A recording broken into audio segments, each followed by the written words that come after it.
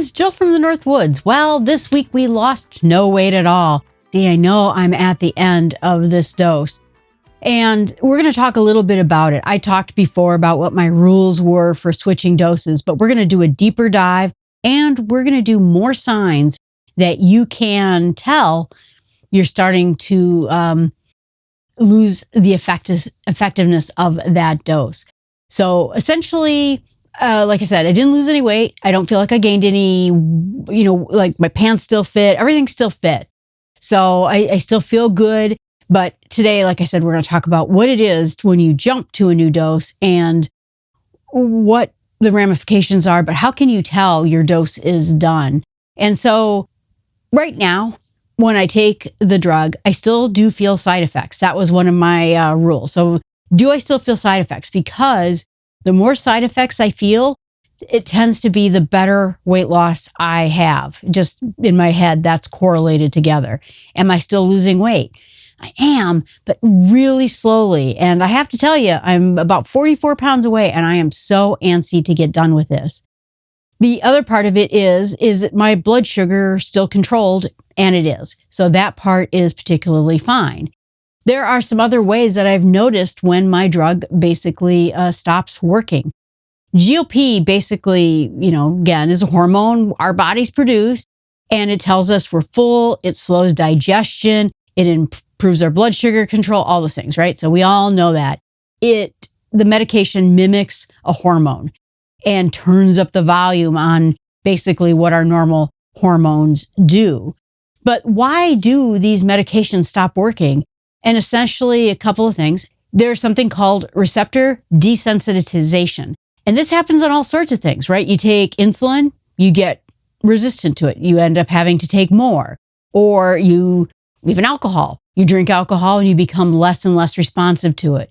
It's called down regulation. And the body does this to protect itself. It'll say something, well, it doesn't say anything, but like I heard this before and I'm just going to start ignoring this message. And that's naturally what it does. People get addicted to dopamine, right? Like let's say you're a gambling addict and you're hitting the slot machines. What used to get you all full of dopamine no longer does. Same thing here with this. Part of it too is that the stomach gut system can get desensitized to it well. And so then while the gut was supposed to be slowing down, it doesn't really slow down like it used to.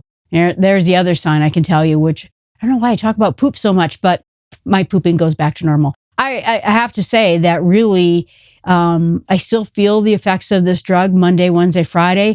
But by the time I get to Sunday, Monday, Tuesday now, I feel like regular old Jill again. My ADD is back. I had a huge problem this morning with ADHD and I was like, oh, there it is. I can just feel it. Felt hungry the last couple days. And so you could tell that's not working in my system anymore. And I felt like eating a big bowl of mashed potatoes.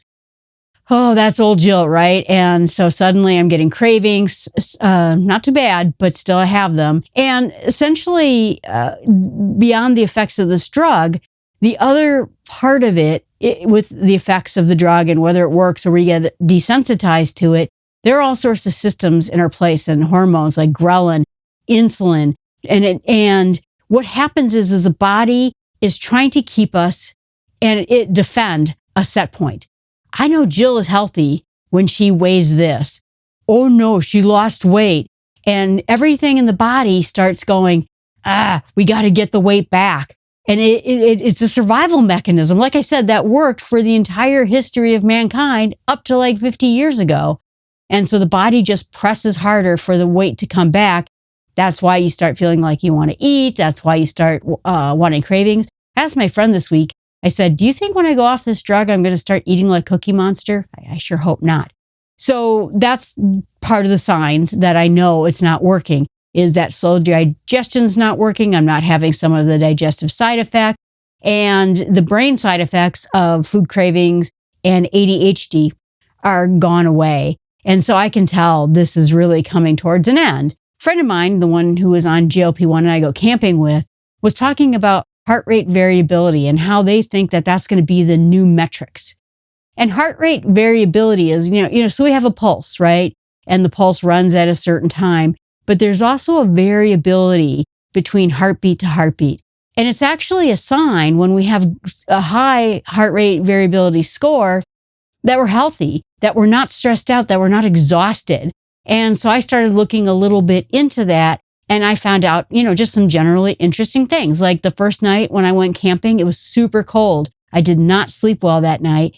And I actually got more rest sitting with my friend chatting at the fire. Like you could see my heart rate variability go up than I did the entire night of sleep, where it just plateaued and it wasn't very good at all.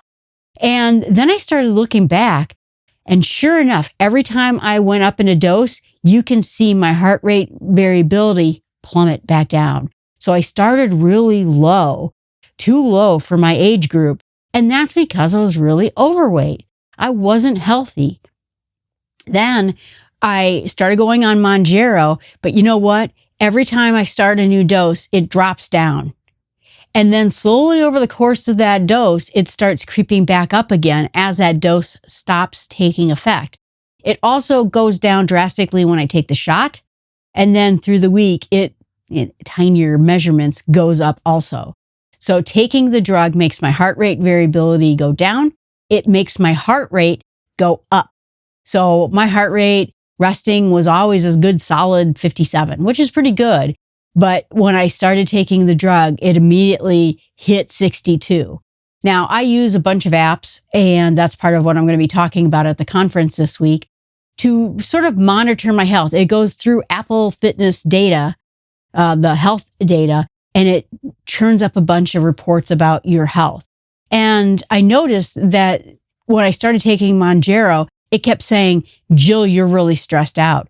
Jill, you're not energetic enough. Jill, you do not sleep at a level that energizes you. And I said, really? I feel pretty good, actually. I feel really good. Then, like I said, I started looking at it. And so slowly but surely, once the effects of the drug stop working on me for a dose, my heart rate variability springs back up. And it is getting better and better and better over time because I'm getting healthier and healthier and healthier. So it's good to see that I am actually getting healthier. Not just, physically, muscly, that kind of thing. But in my heart, it is getting much better. But now when the dose is no longer working very well, it is, I think, a vision or a glimpse into what my heart rate variability and my heart rate is what now normally. And so right now, my heart rate variability is very, very good. It has gone all the way up. I took the shot today. And you know what? It didn't really drop like it usually does after the shot. It goes down a little bit. My heart rate no longer going up. And to the point where this app normally thinks I'm very stressed out or I'm very sick. I'm about to get sick. And it is just the shot. So when that heart rate variability is no longer acting like it has been on this drug, I know that this dose is pretty much done with. And that's signs that this drug is basically now adapted inside of my system. And it's time for a new dose. In some consideration, when I'm thinking about whether or not I am going to go up in dose, I really wanted to get to this conference. And the conference starts Friday. Today is Wednesday.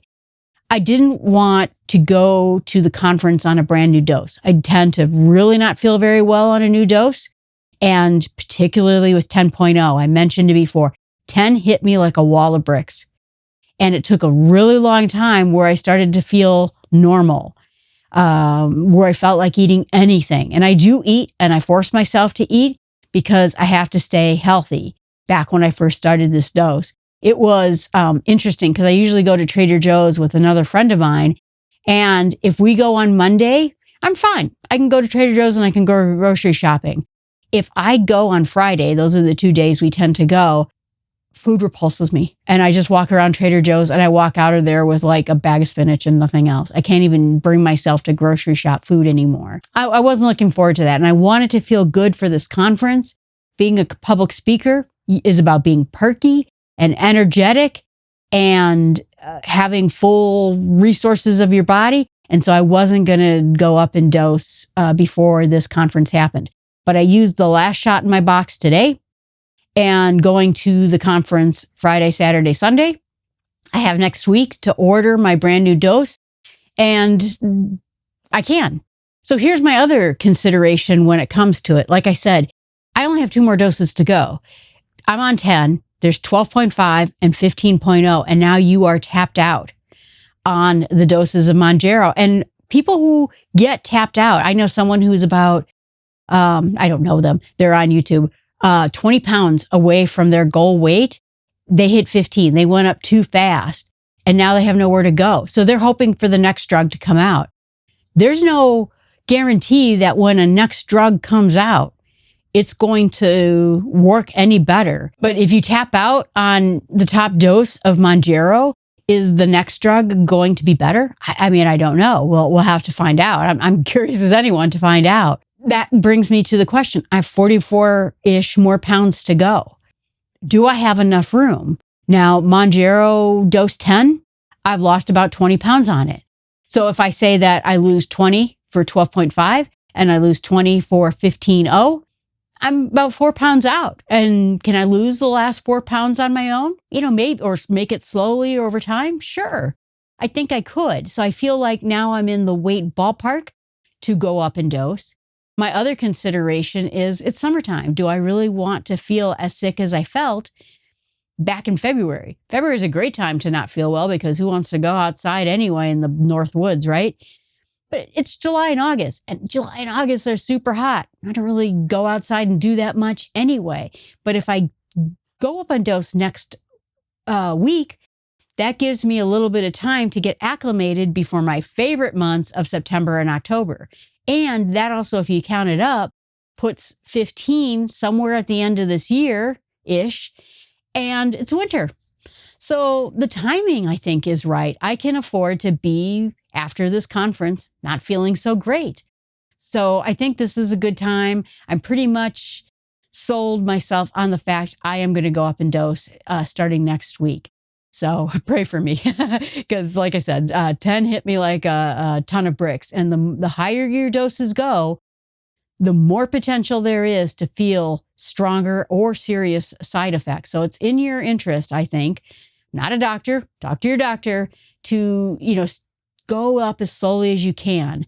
My friend was lamenting. She said that she wished that I was able to be on compounded Mounjaro, because then you can adjust your doses and be more nuanced about it instead of just jumping 2.5. Boy, I think that sounds great. So like I said, these medications are powerful. They work great. I am looking forward to getting the next 44 pounds off. But if the shot stops working, that happens to everyone. You're not failing. The body gets used to it. And managing these numbers is important. Like I said, I can kind of keep sort of a diary. The weight loss is getting slower for me the longer I'm on GLP-1s. However, the doses are lasting longer. So this lasted 20 weeks. I think my first dose lasted for 9 weeks. And so while I lost more weight per week, this dose lasted longer. And so I lost more weight on it.